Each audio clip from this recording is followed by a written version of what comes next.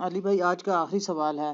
میں نے ایک سرکاری ادارے میں ملازمت کے دوران رشوت اور دیگر ذرائع سے خوب حرام کا مال کھایا ہے، لیکن اب مجھے اپنے گناہوں پر سخت شرمندگی ہے اور توبہ کر کے نئی زندگی کا آغاز کرنا چاہتا ہوں۔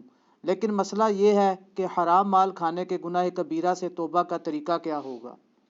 دیکھیں یہ بہت بڑی آزمائش ہے میرے لیے بھی اس سوال کو ایڈریس کرنا۔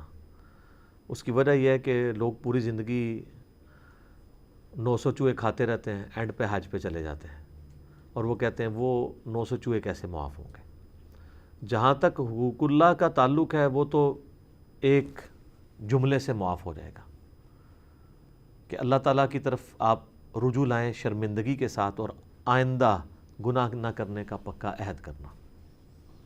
حقوق العباد کا معاملہ بہت ٹف ہے، اور یہ جو مسئلہ پوچھ رہے ہیں یہ حقوق العباد کا ہے، یہ حقوق اللہ کا نہیں ہے۔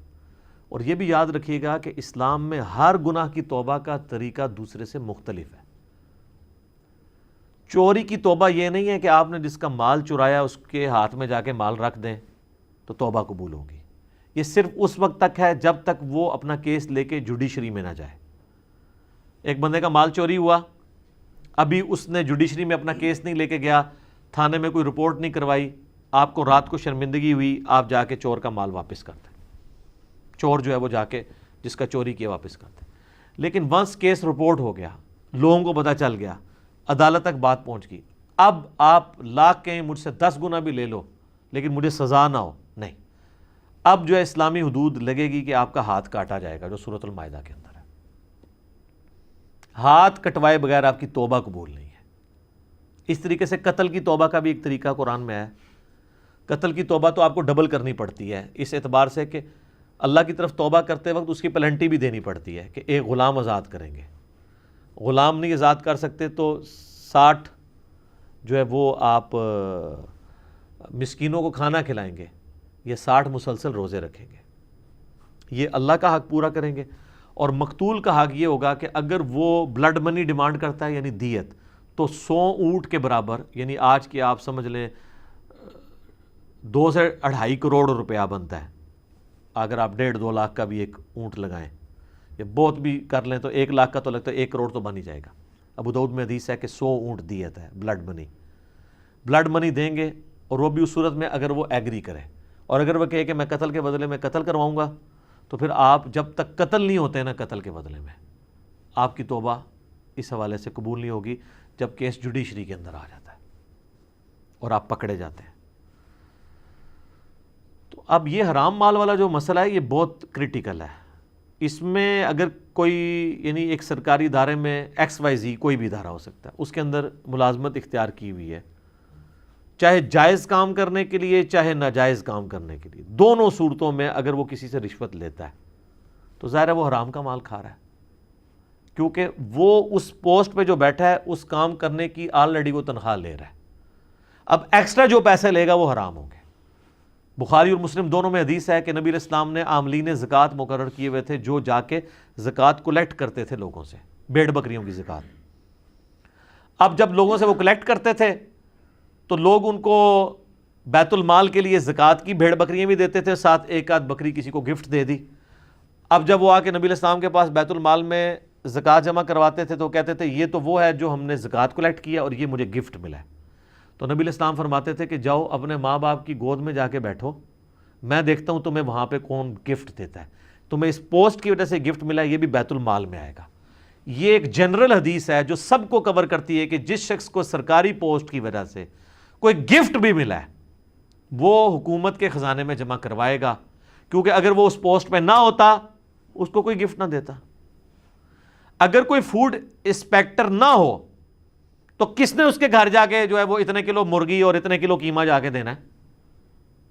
ہمیں تو نہیں کوئی آ کے دیتا، دیو بھی نہ میرا کو لے کے پہنچ جاؤ میرے گھر۔ ویسے میں کہہ رہا ہوں کہ اس پوسٹ کی وجہ سے دے رہے ہیں نا، یا علماء کو جو مل رہا ہے ان کی پوسٹ کی وجہ سے مل رہا ہوتا ہے نا۔ تو اس طرح کے گفٹ اگرچہ عاملین زکوٰۃ کی تنخواہ درست ہے، وہ قرآن میں سورہ توبہ کی آیت نمبر 60 میں 8 مصرف آئے ہیں زکوٰۃ کن کن کاموں میں لگ سکتی ہے، اس میں سے ایک مصرف یہ ہے کہ جو زکوٰۃ کو کلیکٹ کرنے والے سرکاری ملازمین ہیں ان کی تنخواہ بھی۔ اس لیے ہمارے ٹیکسز کا جو پیسہ ہے اس سے فوج کی، ایجنسیز کی، اور اسی طریقے سے جو باقی حکومتی عہدیدار ہیں ان کی تنخواہیں جاتی ہیں. اب وہ اپنا کام کرنے کا ایکسٹرا پیسہ لوگوں سے لینا شروع کر دیں. جس طرح کسی زمانے میں ہمیں یاد ہے کہ شناختی کارڈ جب یہ نادرہ نہیں تھی, اللہ بھلا کرے پاکستان میں ایک ادارہ ایسا ہے جس پہ ہم فخر کر سکتے ہیں پرسنلی. انہوں نے آ کے کم از کم کسی ایک کام کو تو سٹریم لائن کیا ہے نا. آپ پاکستان میں کسی جگہ ان کی آؤٹ لیٹ کے اوپر چلے جائیں تو آرگنائز طریقہ ہے. نادرہ جب تک نہیں تھی نا, اور آپ کو اپنے تھانے کچہریوں سے شناختی کارڈ وہ ہاتھ کا لکھا ہوا, ہمارا تو پرانا وہی تھا 19 آپ سمجھ لیں آلموسٹ 98-99 کے اندر ہم نے جا کے وہ بنوایا تھا. تو اس شناختی کارڈ کو بنوانے کے لیے یا آپ کو اپنے صوبے کا ڈومیسائل نکلوانے کے لیے اپنے جائز حق کے لیے رشوت دینی پڑتی تھی. چیز آپ کی ہے, آپ پیسے دے کے نکلوائیں گے. یہ پاکستانی شہری کا حق ہے کہ اس کو شناختی کارڈ دیا جائے جس کا آلریڈی بے فارم آپ کے پاس موجود ہے کہ یہاں پہ پیدا ہوا ہے فلاں سن کو, اس کے ماں باپ یہاں کے شہری ہیں. یہ حکومت کا کام ہے کہ اس کو شناختی کارڈ دے. اس کے لیے آپ کو, اور وہ اگر نہ ہو تو آپ کو کالجز کے اندر ایڈمیشن نہیں ملتا.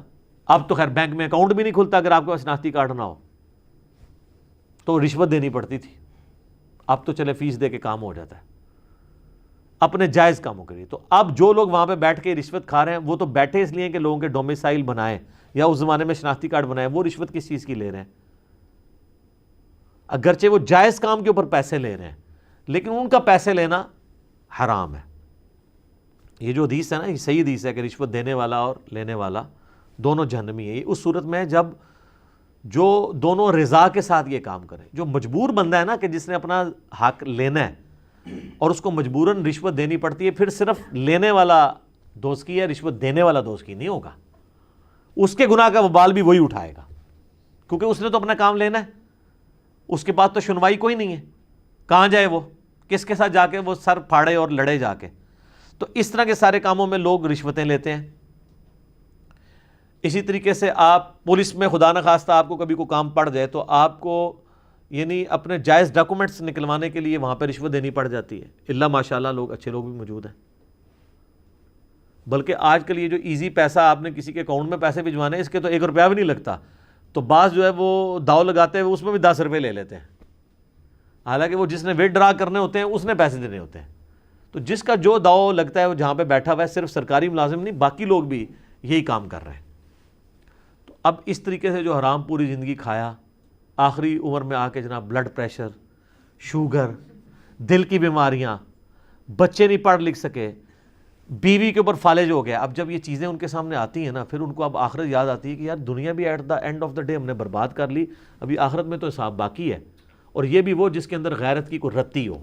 یہ میں آپ کو پریکٹیکلی بتا رہا ہوں کہ میرے ساتھ ایسے لوگ ملے ہیں جنہوں نے لاکھوں اپنی زندگی میں کھایا ہے اور کئی لاکھ اس سے زیادہ اپنے علاج کے اوپر خرچ کیا ہے, تب بھی شفا نہیں ملی.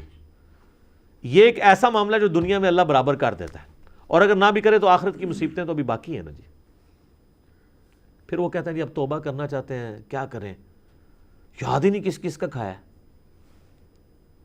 کہاں سے بندوں کو ڈھونڈیں, ان کو واپس کریں. تو یہ ظاہر ہے کہ مشکل ایک کام ہو جائے گا. اور پھر بندے بھی ڈھونڈ لیں تو کھایا اتنا ہے کہ وہ کیسے واپس کریں, کھا کے وہ کر چکے ہیں. تو پھر تو میرے بھائی پھر معاف ہی کروانا پڑے گا.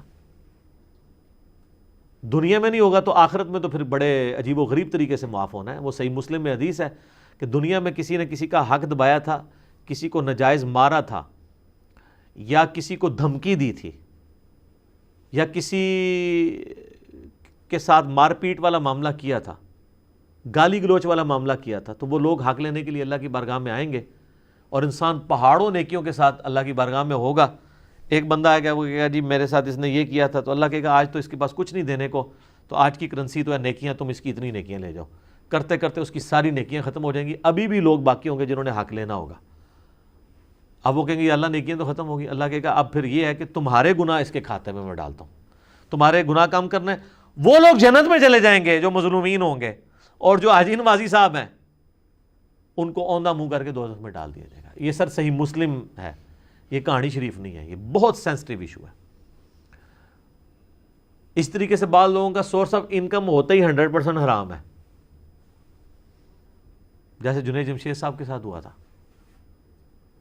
آپ کو پتہ ہے نا جب انہوں نے اپنی لائف بدلی ہے تو ان کے لیے مصیبت کھڑی ہو گئی تھی. میں تو سارا کمائی جتنی اس کا ڈومیننٹ پورشن ہے وہ تو میں نے یعنی گانوں کے ذریعے ہی کیا ہے. تو وہ خود بتاتے ہیں تقی عثمانی صاحب کے پاس گئے کہ سر کوئی اس کا حل نکالیں. ویسے فقہ حنفی والے تو ایکسپرٹ ہیں حق نکالنے میں, حل کوئی نہ کوئی نکال لیں گے. بال انہوں نے اپنی جگہ ایک اجتہاد کیا, یہ اجتہاد ہی ہے ظاہر ہے, اس کے اوپر ہم دلیل تو ہمارے پاس کوئی نہیں ہے. اپنے اینڈ پہ جو انہوں نے کوشش کی تو انہوں نے کہا کہ ٹھیک ہے تم اپنے, ظاہر ہے تمہارے پاس تو اب یہی مال ہے نا جس سے تم آگے کام کر سکتے ہو, تو اسی حرام کے مال سے کوئی کاروبار کرو, اور جب اس سے کاروبار سے جو تمہیں نفع حاصل ہو اس نفع کو سائڈ پہ رکھتے جاؤ, جوڑتے جاؤ, اور جب وہ راس المال کے برابر ہو جائے جو تم نے اکویٹی جہاں پہ انویسٹ کر کے جو یعنی مثلا 1 کروڑ روپے کی انویسٹمنٹ کی تھی تو وہ منافع جب 1 کروڑ ہو جائے نا تو وہ 1 کروڑ روپیہ تم اللہ کی راہ میں صدقہ کر دو اور پھر تمہارا مال پاک ہو گیا. لیکن سٹارٹ تو اس سے لیا ہوا تھا نا. یہ اتنا خطرناک مسئلہ ہے, میرے پاس خیر اس کا کوئی سلوشن اس کے سوا ہے بھی نہیں, لیکن اس سے اگر کوئی یہ پلی لینا شروع کر دے کہ وہ سمگلنگ کر کے یہ کسی اور طریقے سے, کہتے ہیں نا پہلا کروڑ بنوانا ہی مشکل ہوتا ہے, اگلے کروڑ تے آ جاندے ہیں. دیکھنے آپ کے یہاں پہ کئی ارب پتی لوگ ہیں, ان کو وہ لوگ اگر اپنی بایوگرافی آپ کو سناتے ہیں تو وہ کہتے ہیں کہ ہمیں تو اپنے ماں کی دوائی کے لیے بھی ہمارے پاس پیسے نہیں تھے. آج وہ جناب خربوں کے مالک ہیں.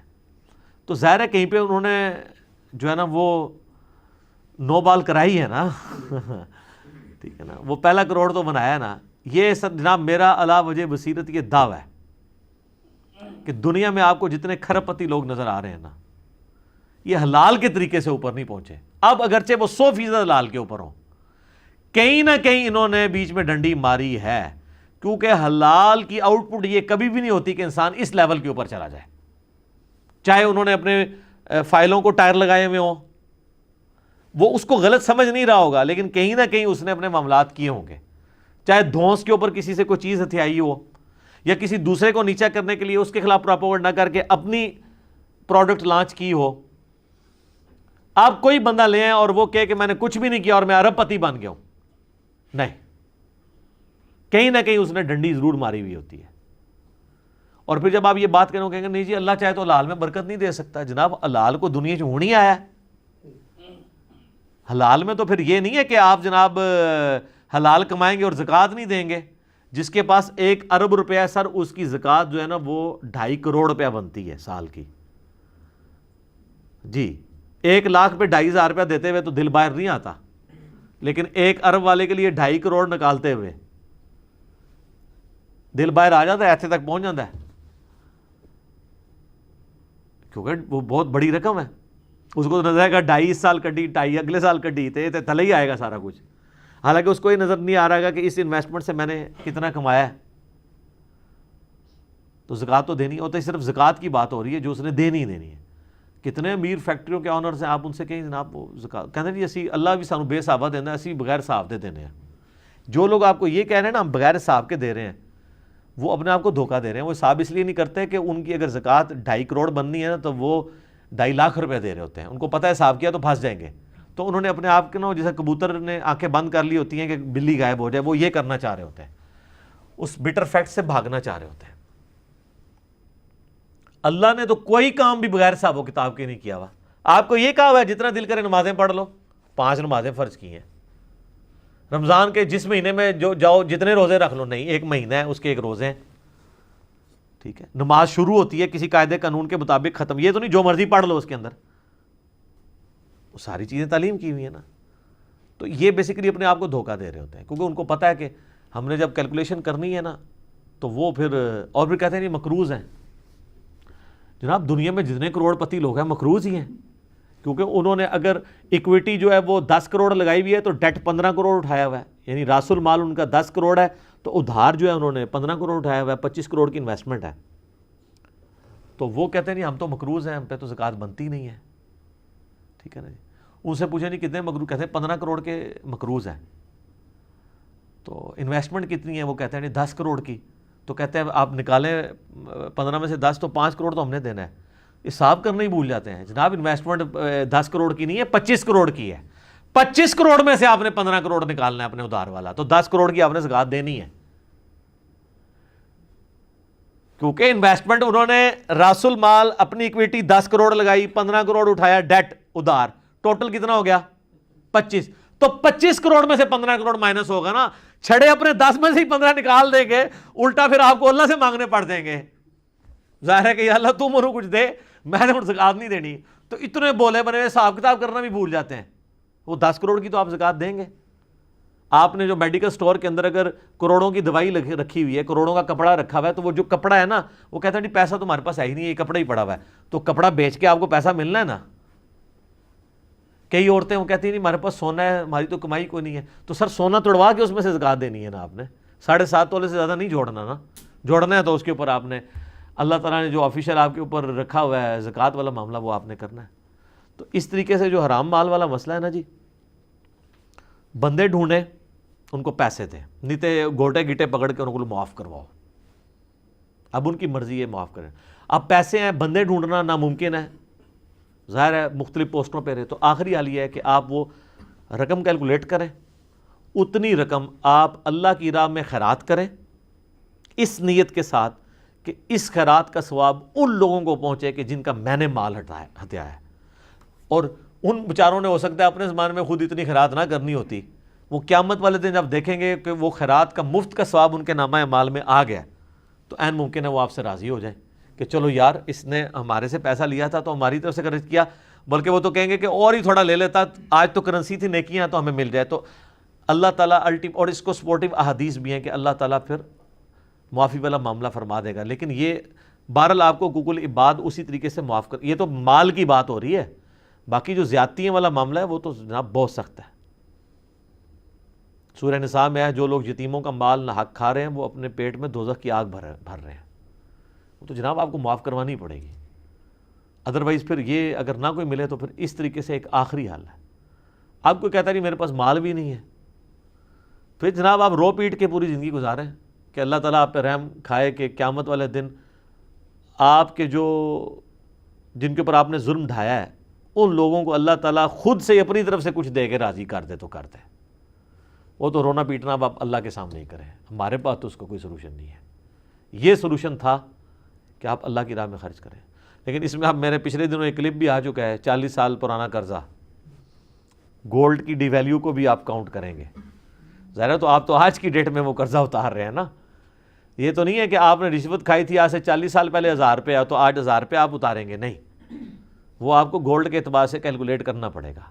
क्योंकि अगर बार्टर सिस्टम होता तो फिर क्या होना था कि अगर आपने साल पहले किसी की 40 किलो गंदुम हथियाई थी तो आज 40 किलो ही देनी थी ना, ये तो नहीं होना था कि आज 1 किलो देनी थी। आज उतने रुपए में जो है वो 1 किलो गंदुम आएगी जो आज से 40 साल पहले 40 किलो आती थी, तो अगर 40 किलो गंदुम हथियाई भी थी तो आज 40 किलो ही देंगे ना, बार्टर सिस्टम के अंदर अशिया के बदले अशिया। इस तरीके से मनी जो कि डिवैल्यू होती है तो वो आपको गोल्ड के फॉर्म में कैलकुलेट करना होगा कि उस वक्त, और लोगों को पता होता है, आप जितने भी लोग हैं उनसे ज़रा पूछें कि जनाब हम जब छोटे से थे उस वक्त जो है वो तनख्वाह इतनी थी तो साइकिल जो है वो 250 रुपये की आती थी और ये इतना होता था, ये उतना होता था। जब ये 1 रुपये का नान होता था तो होंडा जो 70 है वो 10,000 रुपये का मिलता था। तो रेशो प्रोपोर्शन निकालना कोई मुश्किल नहीं है। और आजकल तो गूगल हाफिज़हुल्लाह में आप लिखें और वो आपको बता देगा, आप 50 साल पुराना भी रेट निकालें ना गोल्ड का, वो आपको इस तरह बताएगा। आप लिखें डॉलर और रुपए की जो कदर का फ़र्क है 1947 से अभी तक का आपको दे देगा कि उस वक्त जनाब डॉलर इतने का था, 4 रुपए का डॉलर था, जो आज डॉलर 163 रुपए का हो चुका है। 1960 में किसी के पैसे खाएं तो डॉलर के साथ रेशो, और डॉलर तक आप पहुंच गए तो आप गोल्ड तक पहुंच गए। वो आप मेरा क्लिप देख लें, ये पूरी बैंकिंग की साजिश जो हुई है, डॉलर उन्होंने लॉन्च कर दिया, गोल्ड आपका हथियार के अपने पास रखा हुआ है उन्होंने, ताकि जिस वक्त चाहें आपकी घींची मरोड़ दें। दुनिया की इकॉनमी उनके पास है। तो इस तरह के गुनाहों से फिर तौबा का तरीका यही होगा, और तो कोई आपके पास हाल नहीं है। बहरहाल अल्लाह का शुक्र है किसी को मौत से पहले ये ख्याल आ जाए कि उसने तौबा भी करनी है, ये भी अल्लाह की रहमत ही है, वरना पूरी ज़िंदगी किसी को ख्याल ही नहीं आता कि उसने तौबा करनी भी है। और इसी तरीके से आखिरत की ज़िंदगी में इंसान पहुंच जाता है। देखें जुनैद जमशेद साहब ने जब ये अपनी लाइफ छोड़ी थी तो उनके साथ और लोग भी तो थे ना। اور آج کی ڈیٹ میں تو ہم کہہ سکتے ہیں کہ جنید جمشید صاحب فوت بھی ہو چکے ہیں. انہوں نے دیکھ بھی لیا ہے کہ ایک وہ بندہ جس کے پاس سب کچھ ٹھیک تھا, دین کا کام بھی کر رہا تھا, اسے فوت نہیں ہونا چاہیے تھا, لیکن اللہ کے فیصلے تو اپنے ہیں. فوت ہو گیا نا. فوت ہونے کے بعد بھی کتنے لوگوں نے عبرت پکڑی ہے, اکا دکا نے پکڑی ہے. ابرار الحق نے بعد میں داڑھی رکھ لی ہے, کافی غمگین ہوا, اور کچھ لوگ ہیں, لیکن میجارٹی لوگ تو اسی طریقے سے ہی چل رہے ہیں ویسے ہی. ایئر کریش کا سننے کے بعد ایٹ لیسٹ جو ایئر کریش میں 2-4 بندے بچ جاتے ہیں وہی توبہ کر لیں, یہ جن کے مر گئے تھے وہ مرنے کے بعد توبہ کر لیں. ان کے پچھلے جو ہیں کہ یار یہ تو اسی طریقے سے تھا, توبہ کیا کر رہے ہیں. وہ 5 کروڑ روپیہ نکلا ہے, یہ جو فلائٹ گری تھی رمضان کے اندر, کتنے دعوے دار مسلمان پیدا ہو گئے ہیں. اندازہ کریں اتنا بڑا حادثہ کسی نے دیکھا ہوا ہے اور 4-5 دعوے دار پیدا ہو گئے کہ ہمارے پیسے ہیں. اس کا مطلب ہے کوئی فرق. تو لہٰذا میں نے جو جملہ بولا تھا نا کہ ایئر کریش میں جو لوگ جاتے ہیں وہ وہاں مرے ہوئے لوگوں کو پانی پلانے نہیں جاتے ہیں, ان کو بھی پتہ ہے کہ وہاں پہ ہڈیاں بھی نہیں ملنی ہیں, وہ جا کے ان کے زیورات اور پیسے لوٹنے کے لیے جاتے ہیں. جی ہاں اسلامی بھائی, مسلمان بھائی, تو ریالٹی ہے یہ. اگر کوئی کہتا ہے نہیں جی اس سے ہمارے ایک ملک و قوم کے امیج کو نقصان پہنچ رہا ہے, تو یہ سرخی پاؤڈر آپ خود لگاتے رہیں, پوری قوم کو پوری دنیا کو پتہ ہے کہ ہم کیا ہیں. باقی جی اللہ تعالیٰ ہمیں حرام مال سے بچائے, حلال کے اوپر قناعت نصیب کرے, اس کی برکتیں عطا فرمائے. اور اگر کسی نے اپنی زندگی میں ایسا کیا ہے تو وہ اب رجوع اللہ لے کے آئے, اور جن لوگوں کا حق غصب کیا ہے ان سے معافی کروائے اور ان کو مال دے. خالی کھلی معافی کروانے سے نہیں ہے, مال دے. اس طرح لوگ پوچھ رہے ہوتے ہیں کہ جی ہمارے والد صاحب ہماری بہنوں کو جداد میں نہیں دے کے گئے ہیں تو ہم دیں. بالکل دیں آپ, تاکہ آپ کے باپ کو دوزخ کی آگ سے بچا لیا جائے. یہ نہ کہیں کہ وہ تو اپنے اعمال خود بھگتیں گے, تو یہ مال جو آپ لے کے تو اس کے اوپر عیاشی کر رہے ہیں, اس باپ کے مال پہ آپ عیاشی کرنے کے لیے تو تیار ہیں, اور اس باپ کو دوزخ کی آگ سے بچانے کے لیے تیار نہیں ہیں. اس مال کے ذریعے جو آپ نے نہیں تھا کمایا, آپ کو وراثت میں ملے اپنے باپ کی وجہ سے, اس باپ کو چند پیسے اس میں سے دے کے اس کو آگ سے بچانے کے لیے تیار نہیں ہے. یا آپ نے تو نہیں مال کمایا, اس مال میں سے اپنی بہنوں کو دینے کے لیے تیار نہیں ہے. سوچنے کی ضرورت ہے. ٹھیک ہو گیا جی. اللہ تعالیٰ سے دعا ہے جو حق بات میں نے کہی اللہ تعالیٰ ہمارے دلوں میں راسخ فرمائے. اگر جس بات میں میرے منہ سے کوئی غلط بات نکل گئی تو اللہ تعالیٰ ہمارے دلوں سے معاف کر دے, ہمیں معاف بھی فرما دے. ہمیں کتاب و سنت کی تعلیمات پر عمل کر کے دوسرے بھائیوں تک پہنچانے کی توفیق عطا فرمائے. سبحانک اللہم و بحمدک اشہد ان لا الہ الا انت استغفرک و اتوب الیک وما علینا الا البلاغ المبین. جزاکم اللہ خیرا.